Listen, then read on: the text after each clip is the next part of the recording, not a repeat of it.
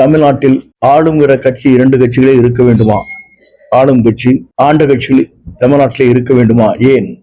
ஒரு புதிய வரலாற்றை படைப்பதற்கு ஒரு தலைவர் தேவை என்ற முறையில் இன்று மக்கள் மட்டுமல்ல இளைஞர் உள்ளங்களிலே நிறைந்திருக்கிறது என்பதை நாம் கண்கூடாக பார்த்துக் கொண்டிருக்கிறோம். ஆகவே ஒரு புதிய வரலாற்றை படைப்பதற்கு, புதிய தமிழகத்தை உருவாக்குவதற்கு, அவர் எடுத்துச் சொன்னதைப் போல அந்த பணிகளை நிறைவேற்றுவதற்கு முழுமையாக நின்று மக்கள் சக்தியோடு ஆட்சி கட்டிலே அமர்வது எந்த சக்தியாலும் தடுத்து நிறுத்த முடியாது என்கின்ற வரலாற்றை உருவாக்குவதற்கு நாங்கள் அனைவரும் அதற்காக உறுதுணையாக இருந்து அயராது இரவு பகல் பாராமல் அந்த பணிகளை மேற்கொள்ள இருக்கிறோம் என்பதை நான் பணிவோடு தெரிவித்துக் கொள்கிறேன்.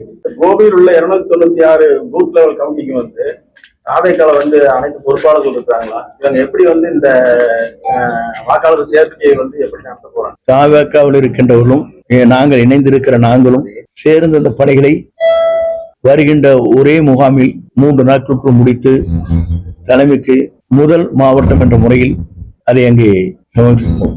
திரு ஓபிஎஸ் அவர்கள் தாவேக்காவுக்கு வரதுக்கு எவ்வளவு வாய்ப்பு? அவரை பொறுத்தவரையிலும் அவரோடு இருக்கின்ற மாவட்ட செயலாளர் பெரும்பாலும் பல்வேறு கருத்துக்களை சொல்லியிருக்கிறார்கள். அதில் பெரும்பாலானவர்கள் தமிழக வெற்றி கழகத்திற்கு நாம் செல்ல வேண்டும் என்ற கருத்துக்கள் பரிமாறப்பட்டிருக்கிறது. அதை பொறுத்தவரை அவர்தான் முடிவுகள் மேற்கொள்வார். கடந்த சில தினங்களுக்கு முன்பு தமிழர் விஜய் இருக்கின்ற கட்சிகள் எல்லாம் ஒண்ணு சேர்ந்தாதான் ஜெயிக்க முடியும் அப்படின்னு சொல்லி கூட்டணியில் நல்லா இருக்கு ஈரோடு தமிழர் இல்ல என்ன சொன்ன தெளிவா சொல்லுங்க. திமுக இருக்கின்ற கட்சிகள்ல வெற்றி பண்ண முடியாதுன்னு சொல்லி அவருடைய சொந்த கருத்து. ஒவ்வொரு இயக்கத்திலும் இருக்கின்றவர்கள் ஒவ்வொரு கருத்துக்களை வெளிப்படுத்துகிறார்கள். தலைமை என்ன முடிவு செய்கிறதோ அதை ஏற்று நாங்கள் பணியாற்ற இருக்கிறோம். குறிப்பாக ஈரோடு நடைபெற்ற மாபெரும் பொதுக்கூட்டத்தில் 2 லட்சம் பேர் கலந்து கொள்கிற அந்த நிகழ்ச்சியில் தெளிவாக அவர் தன் கருத்துக்களை பிரதிபலித்திருக்கிறார்கள். 2 கேள்விகள் கேட்கப்பட்டது.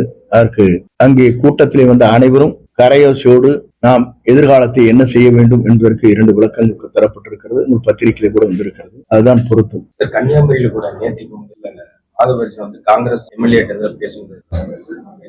ஒவ்வொரு இயக்கத்தை சார்ந்தவரும் ஒவ்வொருவரோடு கலந்து பேசுவது வழக்கம். நட்பின் அடிப்படையில் தேர்தல் கூட்டணி என்பது எதிர்காலத்தில் யார் யார் வருகிறார்கள் என்பது பொறுத்திருந்துதான் பார்க்க வேண்டும். அதிமுக முக்கியமான புள்ளிகள் வருவதாக கூறினீங்க.